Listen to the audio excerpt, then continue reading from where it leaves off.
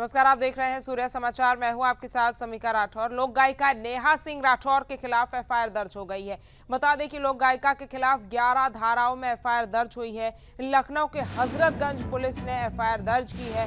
पहलगाम हमले पर विवादित टिप्पणी का आरोप है। शिकायतकर्ता ने नेहा के बयान को राष्ट्र विरोधी बताया और पुलिस मामले की जांच कर रही है।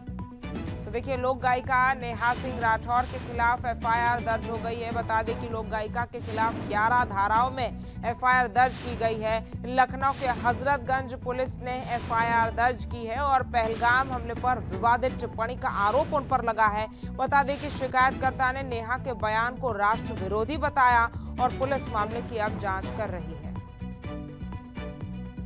तो देखिए, पहलगाम हमले पर लोक गायिका नेहा सिंह राठौर के खिलाफ एफआईआर दर्ज हो गई है।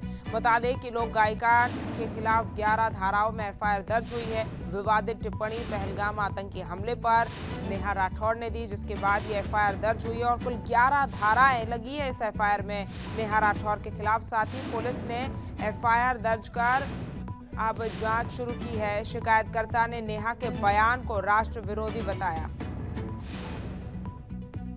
और इसी खबर पर ज्यादा जानकारी के साथ हमारे संवाददाता विवेक कश्यप हमारे साथ जुड़ गए हैं। विवेक, क्या ये पूरा मामला है, कौन सी धाराएं? क्योंकि देखिए, मीडिया के ऊपर भी लोक गायिका नेहा सिंह राठौर ने कहीं ना कहीं टिप्पणी दी है। जी बिल्कुल। बिहार की कैमूर की रहने वाली है नेहा राठौर और इन्होंने अपनी जो शिक्षा है और उसके बाद इन्होंने अपना ग्रेजुएशन इलाहाबाद यूनिवर्सिटी से किया। वहीं पर इन्होंने अपने गीत लिखना चालू किया, जिसके बाद लखनऊ यूनिवर्सिटी के साथ साथ इलाहाबाद यूनिवर्सिटी के ऊपर इन्होंने जो लोक गायक लिखा था, उसके बाद ये काफी वायरल हुई थी, खूब चर्चा में हुई थी, जिसके बाद इनका एक टाइटल हो गया नेहा सिंह राठौर लोक गायिका। लगातार ये सरकार के खिलाफ भी लोक गायिका बनी रही, गीत लिखती रही। उसके बाद जब कश्मीर के पहलगाम में हमला हुआ, अपने ट्विटर हैंडल से देश विरोधी टिप्पणी करती रही। वही जो देश विरोधी टिप्पणी इन्होंने किया, उसके जो ट्विटर हैंडल है उनका इस्तेमाल पाकिस्तान की मीडिया ने किया भारत देश के खिलाफ, जिसके बाद कल अभय सिंह जो कि कविराज है, उन्होंने हजरतगंज में थाने में इनके खिलाफ एफआईआर कराई है। वही आपको बता दें कि बीएनएस की जो 11 धाराएं इनके ऊपर लगाई गई हैं। आपको बता दें कि 196A, 196A B, 197A और 197(1)B, 197(1)C, 197(1)D, 353(1)C, 353(B, 302, 152 और वह IT एक्ट 69A तहत एफआईआर दर्ज हुई। लगभग 11 धाराएं हैं जो कि काफी संगीन धाराएं, देश विरोधी गतिविधियों की धाराएं है। तो कहीं ना कहीं जो कवि समाज है वो काफी गुस्से में है, क्योंकि लगातार नेहा सिंह राठौर पहलगाम में जिस तरह से लोगों की हत्या आतंकवादियों ने कर दी, उन पर टिप्पणी कर रही थी और साथ ही उसी टिप्पणी का इस्तेमाल भारत में काफी वायरल भी हुआ और साथ ही पाकिस्तान वो टिप्पणियां भारत के खिलाफ यूज कर रहे थे, जिससे कि भारत देश की बदनामी हो रही थी। तो कहीं ना कहीं जो कवि समाज है काफी गुस्से में था। पहले दिल्ली में इनके ऊपर एफआईआर हुई, उसके बाद कल देर रात हजरतगंज थाने में एफआईआर दर्ज कराई गई। जी विवेक, अगर आप एक पब्लिक फिगर हैं और इस तरीके की टिप्पणी देते हैं और आपके खिलाफ पाकिस्तान और आपके विरोधी देश इस चीज का फायदा उठाते हैं, तो कहीं ना कहीं ये बहुत ही गलत है। जिम्मेदाराना बयान एक पब्लिक फिगर को देना चाहिए। अब इस पर जब धाराएं लगी है नेहा सिंह राठौर पर, 11 धाराएं जिनका आपने जिक्र किया, क्या उसके बाद नेहा सिंह राठौर की तरफ से कोई सफाई या फिर माफीनामा आया है? अभी तक तो किसी प्रकार का नेहा सिंह राठौर का कोई भी एक्स पर कोई पोस्ट आया है और ना ही यूट्यूब पर किसी प्रकार का वीडियो अभी वायरल हुआ है, क्योंकि नेहा सिंह राठौर लगातार कश्मीर के पहलगाम को लेकर एक्स पर लिख रही थी और यूट्यूब पर वीडियो भी बना रही थी कि किस तरह से वहां पर देश का सौंदर्य खराब किया गया और साथ ही दो धर्मों के बीच की बातें लगातार वो लिख रही थी, जो कि पूरी तरीके से देश विरोधी थी, देश के गतिविधियों के खिलाफ थी। तो उसी संगीन धाराओं को लेकर हजरतगंज थाने में इनके एफआईआर दर्ज की गई है। फिलहाल अब पुलिस जांच में जुटेगी, लेकिन फिलहाल अभी तक किसी भी प्रकार का कोई माफीनामा नेहा सिंह राठौर की तरफ से नहीं आया है। जी ठीक है विवेक, तमाम जानकारी हम तक पहुंचाने के लिए आपका बहुत बहुत शुक्रिया। चलिए, खबरों में आगे बढ़ेंगे। उत्तर प्रदेश के मुख्यमंत्री योगी आदित्यनाथ ने शाहजहांपुर का दौरा किया, जहां उन्होंने गंगा एक्सप्रेसवे के निर्माण कार्य का हवाई निरीक्षण किया। इस दौरान सीएम ने जलालाबाद में 3.5 किलोमीटर लंबी हवाई पट्टी का जायजा लिया और गंगा एक्सप्रेसवे के विस्तार की बड़ी घोषणा की। इसी पर एक रिपोर्ट आपको दिखाते हैं।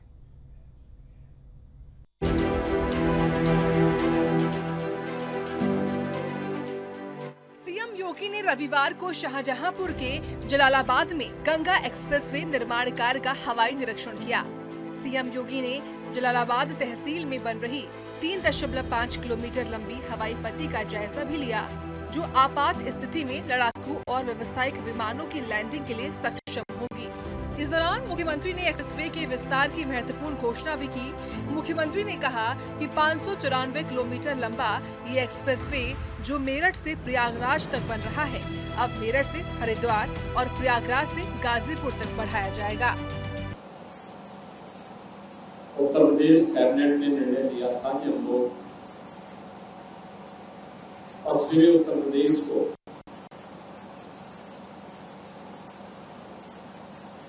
प्रयागराज से जोड़ने के लिए गंगा एक्सप्रेसवे का निर्माण करेंगे।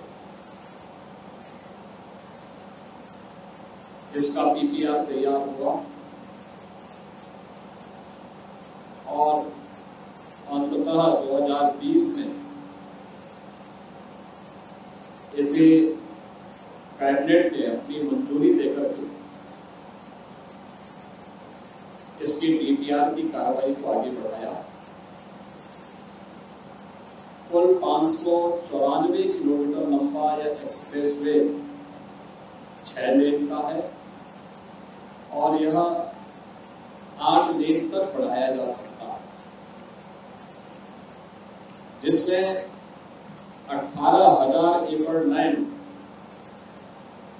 इस पूरे एक्सप्रेसवे के लिए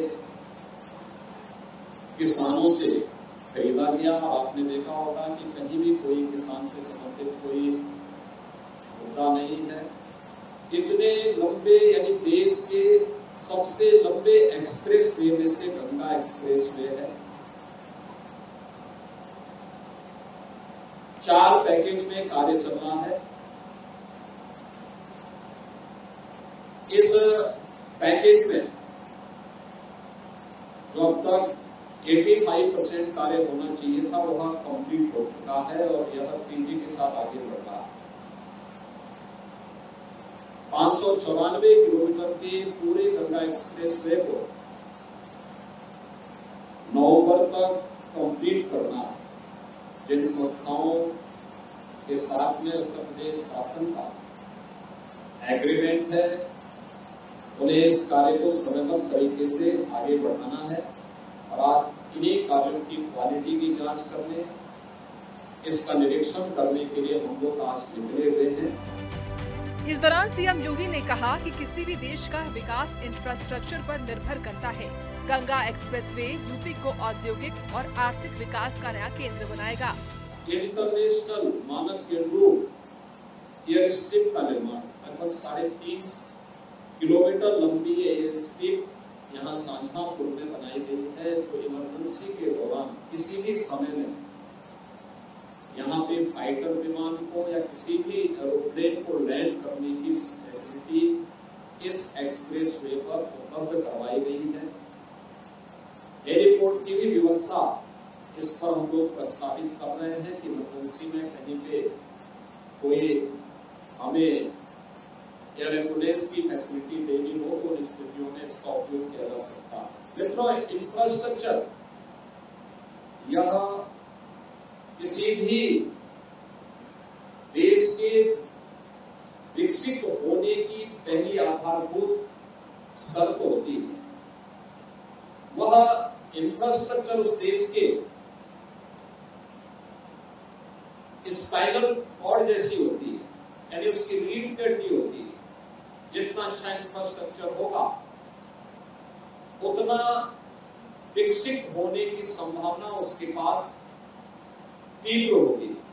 और आपने देखा होगा आदरणीय प्रधानमंत्री जी के मार्गदर्शन में पिछले 10 वर्ष में देश ने प्रत्येक क्षेत्र में इंफ्रास्ट्रक्चर, रोड इंफ्रास्ट्रक्चर का हो, रेल का हो, एयर कनेक्टिविटी का हो, वाटर वे का हो, लॉजिस्टिक का हो, इन सभी में बेहतरीन प्रगति की है। और इस एक्सप्रेसवे का शिलान्यास भी 2021 में आदरणीय प्रधानमंत्री जी के कर कदमों से संपन्न हुआ था। शाहजहांपुर में सीएम योगी की हवाई निरीक्षण और गंगा एक्सप्रेसवे के विस्तार की घोषणा ने उत्तर प्रदेश के इंफ्रास्ट्रक्चर विकास को नई गति दी है।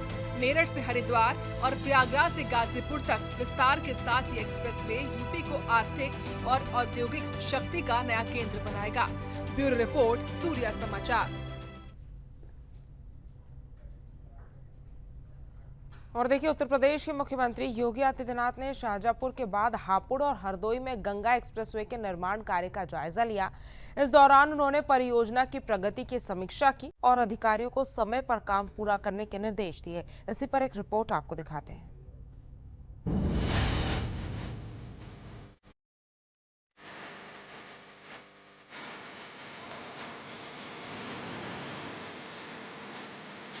उत्तर प्रदेश के हापुड़ जिले के गढ़मुक्तेश्वर तहसील में सीएम योगी ने गंगा एक्सप्रेसवे के निर्माण कार्य का निरीक्षण किया।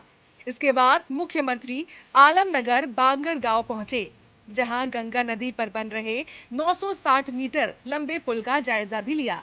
इस दौरान उन्होंने करीब 20 मिनट तक निर्माण स्थल का दौरा किया और 3 साल से मेहनत कर रहे श्रमिकों से बातचीत कर उनका हौसला बढ़ाया। यूपीडा के अधिकारियों ने बताया कि गंगा पुल का निर्माण 25 अक्टूबर 2025 तक पूरा हो जाएगा और नवंबर 2025 से एक्सप्रेसवे पर यातायात भी शुरू हो सकता है। इसके पहले सीएम योगी हरदोई के बिलग्राम तहसील के हसनपुर गोपाल का दौरा किया। सीएम योगी ने गंगा एक्सप्रेसवे के निर्माण कार्य की प्रगति भी जांची। 594 किलोमीटर लंबा ये एक्सप्रेसवे मेरठ से प्रयागराज तक 12 जिलों को जोड़ेगा, जिससे औद्योगिक और आर्थिक विकास को नई रफ्तार मिलेगी। मुख्यमंत्री ने अधिकारियों को निर्देश दिए कि गुणवत्ता और समयबद्धता के साथ काम पूरा किया जाए। गंगा एक्सप्रेसवे उत्तर प्रदेश की सबसे महत्वाकांक्षी परियोजनाओं में से एक है। प्रधानमंत्री नरेंद्र मोदी ने 18 दिसंबर 2021 को शाहजहांपुर में इसका भूमि पूजन किया था। यूपीडा के मुताबिक ये परियोजना न सिर्फ कनेक्टिविटी बढ़ाएगी, बल्कि इसके किनारे औद्योगिक गलियारे भी विकसित होंगे, जो रोजगार के नए अवसर पैदा करेंगे। हापुड़ और हरदोई में मुख्यमंत्री के दौरे से पहले पुलिस और प्रशासन ने सुरक्षा के कड़े इंतजाम किए थे, जिसमें ड्रोन से निगरानी भी शामिल थी। मुख्यमंत्री योगी आदित्यनाथ का हापुड़ और हरदोई दौरा गंगा एक्सप्रेसवे के निर्माण को गति देने का एक और कड़ा कदम है। ये परियोजना उत्तर प्रदेश के पश्चिमी और पूर्वी हिस्सों को जोड़कर विकास की नई इबारत लिखेगी। उम्मीद है कि 2025 के अंत तक ये एक्सप्रेसवे प्रदेश की जनता के लिए एक बड़ी सौगात बनकर तैयार होगा। ब्यूरो रिपोर्ट, सूर्या समाचार। और देखिए, यूपी के डिप्टी सीएम केशव प्रसाद मौर्य ने समाजवादी पार्टी प्रमुख अखिलेश यादव के ताजा बयान पर तीखा पलटवार किया है। मौर्य ने कहा कि 2027 के विधानसभा चुनाव से पहले अखिलेश का पत्ता साफ हो चुका है। इसके साथ ही जम्मू कश्मीर के पहलगाम आतंकी हमले पर भी मौर्य ने पाकिस्तान को कड़ा संदेश दिया और कहा कि देश बदला लेगा और उसके मंसूबों पर पानी फेर देगा। रिपोर्ट आप देखिए।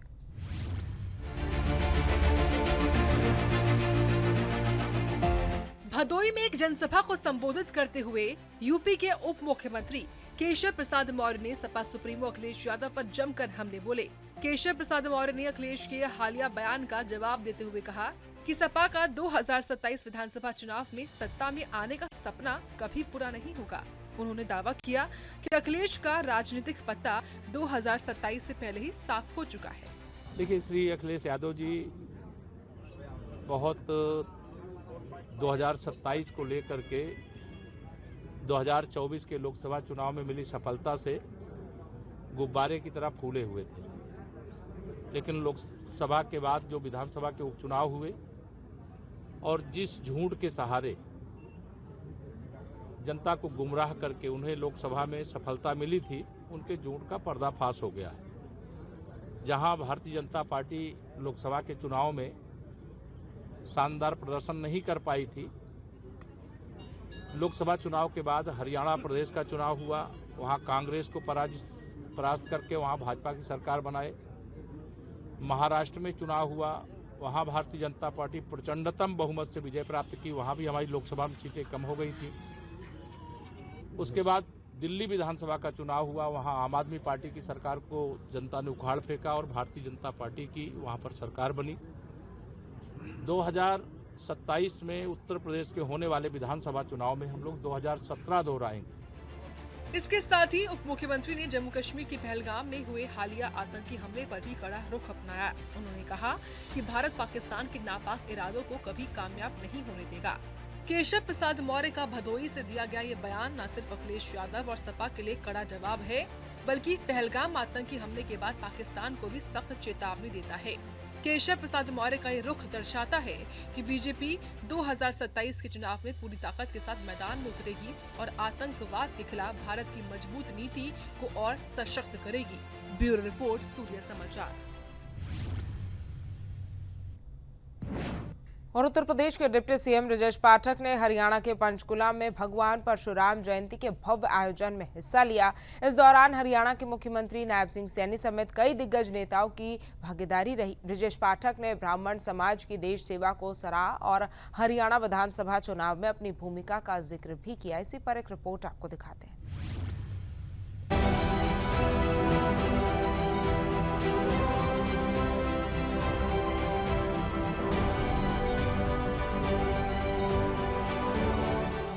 पंचकुला के ताऊ देवीलाल स्टेडियम में भगवान परशुराम जयंती का भव्य आयोजन हुआ। खास मौके पर उत्तर प्रदेश के डिप्टी सीएम ब्रजेश पाठक ने मुख्य अतिथि के तौर पर शिरकत की। उनके साथ हरियाणा के मुख्यमंत्री नायब सैनी, बीजेपी के कई वरिष्ठ नेता और ब्राह्मण समाज के साधु संत भी मौजूद रहे। जनसभा को संबोधित करते हुए डिप्टी सीएम ब्रजेश पाठक ने कहा कि ब्राह्मण समाज ने हमेशा देश की सेवा की है और समाज को नई दिशा दी है। उन्होंने हरियाणा विधानसभा चुनाव का जिक्र करते हुए कहा कि उन्हें यहाँ की जिम्मेदारी दी गई थी, जिसे उन्होंने पूरी मेहनत और ईमानदारी से निभाया। विधानसभा चुनाव में मेरी ड्यूटी हरियाणा चुनाव में लगी थी। तरह तरह की बातें हो रही थी, लेकिन जब ब्राह्मण समाज के बीच में मैं गया, माननीय मुख्यमंत्री जी, ब्राह्मण समाज ने आश्वस्त किया कि हरियाणा का ब्राह्मण का एक एक बेटा, एक एक बच्चा अपने बुजुर्गों की बात मान करके माननीय प्रधानमंत्री नरेंद्र मोदी जी के साथ है, अमित शाह जी के साथ है, और नायब सैनी जैसा कोई दूसरा मुख्यमंत्री नहीं है।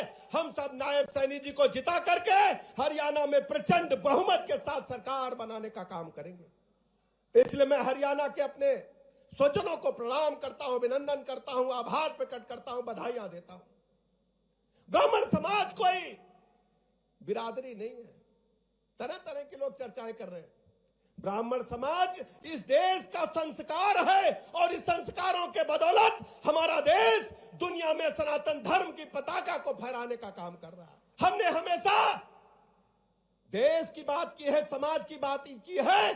ब्राह्मण समाज ने अपने व्यक्तिगत हितों के लिए कभी लड़ाई लड़ने का काम नहीं किया है। हमारा इतिहास है। जब आतताइयों की बात आती है तो भगवान परशुराम आतताइयों का पूरे सृष्टि से समूल नाश करने का काम करते हैं। जब दुश्मनों से लड़ने की बात आती है, सृष्टि के हमारे देवी देवता परेशान होते हैं, तो हमने महर्षि दधीच को भी हम ही ने देने का काम किया है।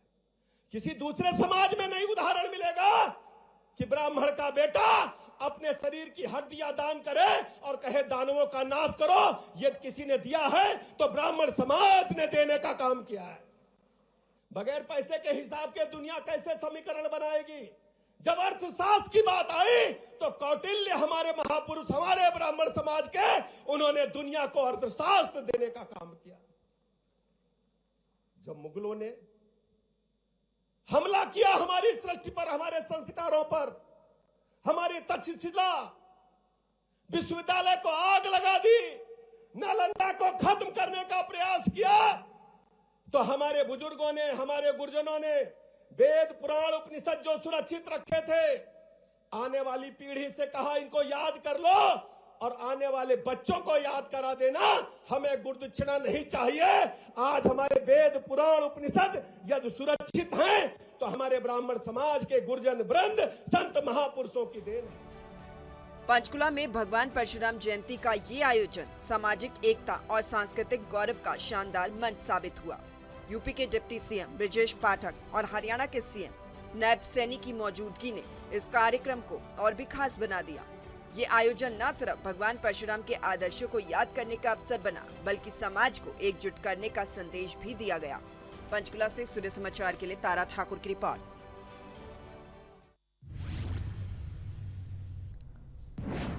और प्रधानमंत्री नरेंद्र मोदी के रेडियो कार्यक्रम मन की बात का 121वां एपिसोड को पूरे देश ने सुना। उत्तर प्रदेश के प्रयागराज, लखनऊ और अयोध्या में भी इस कार्यक्रम को बड़े उत्साह के साथ सुना गया, जिसमें यूपी के कैबिनेट मंत्री और बीजेपी नेता शामिल हुए। इसी पर एक रिपोर्ट आपको दिखाते हैं।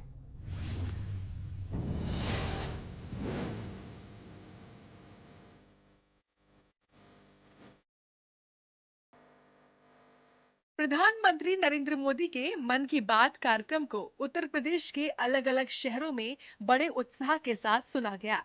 प्रयागराज में यूपी के कैबिनेट मंत्री नंद गोपाल नंदी ने संगम नगरी के स्थानीय कार्यकर्ताओं और नागरिकों के साथ इस कार्यक्रम को सुना। उन्होंने पीएम मोदी के संदेश को जन जन तक पहुंचाने की बात कही। प्रधानमंत्री जी ने 121वां ये एपिसोड है। इस पूरे देश को, इस देश के 140 करोड़ लोगों को अपना परिवार मानते हैं, परिवार के साथ बैठते हैं। और न केवल बैठते, बनवे नहीं है कि वो कुछ भी बोलते हैं और पब्लिक सुनती है। देश के 140 करोड़ लोग को आमंत्रित करते हैं, उनके सुझाव, उनके क्षेत्र में क्या अच्छा हो रहा है, उनके क्षेत्र में क्या समस्या है, क्या अच्छा कर सकते हैं। तो निश्चित रूप से जो महीने का लास्ट संडे होता है, बताया। देखिए, अभी माननीय प्रधानमंत्री जी ने जो मन की बात में तमाम बातें कही, पूरे देश की भावना उन बातों से जुड़ी हुई है। माननीय प्रधानमंत्री जी ने भी शोक व्यक्त किया और पूरे देश की संवेदना जो परिवार है जिनके ऊपर यह हादसा हुआ उनके साथ है। जिन आतंकवादियों ने इस तरीके के कायराना हरकत को अंजाम दिया है, निश्चित तौर पे ये क्षमा योग्य नहीं है। और भारत, ये आज का भारत है, ये दुस्साहस उन्होंने किया है, जो कायराना हरकत उन्होंने की है, इसका कड़ा और मुंह तोड़ जवाब देने के लिए भी पूरी तरीके से तैयार है। घटना को लेके पूरी तरीके से संजीदगी दिखाई है और गंभीरता दिखाते हुए जो भी कड़े और ठोस कदम उठाए जाने चाहिए इस घटना के विरोध में, इसका कड़ा जवाब देने के लिए, वो तमाम कदम भी हमारी केंद्र की मोदी सरकार उठा रही है। क्रोश भी है और उम्मीद भी है मोदी जी से देश की जनता को कि जो ये नृशंस और जो क्रूर जो हत्याकांड पाकिस्तान पस्त जो ताकतें थी उन्होंने किया, तो इस बात को लेकर के बड़ा गुस्सा है। और देश की जनता को बहुत उम्मीद है मोदी जी से कि जिस तरीके से चाहे उड़ी का हमला था, चाहे पुलवामा का था, चाहे सर्जिकल स्ट्राइक कर करके और एयर स्ट्राइक कर करके जो बदला लिया गया था, इस बार भी बदला लिया जाएगा। कोशिश की। पीएम ने आतंकवाद के खिलाफ देश की एकजुटता पर जोर दिया। साथ ही देश भर में पड़ रही भीषण गर्मी को देखते हुए उन्होंने लोगों को पानी पीने और छाया में रहने जैसे बचाव के टिप्स भी दिए। मन की बात का 121वां एपिसोड उत्तर प्रदेश के लोगों के लिए एकता, जागरूकता और प्रेरणा का संदेश लेकर आया। प्रयागराज, लखनऊ और अयोध्या में इस कार्यक्रम को सुनने की गूंज से साफ है कि पीएम मोदी का ये मंच देशवासियों को जोड़ने और प्रगति की राह दिखाने में अहम भूमिका निभा रहा है। ब्यूरो रिपोर्ट, सूर्य समाचार। चलिए फिलहाल के लिए इस बुलेटिन में मेरे साथ सिर्फ इतना ही। ऐसी तमाम खबरों के लिए आप जुड़े रहिए सूर्य समाचार के साथ। नमस्कार।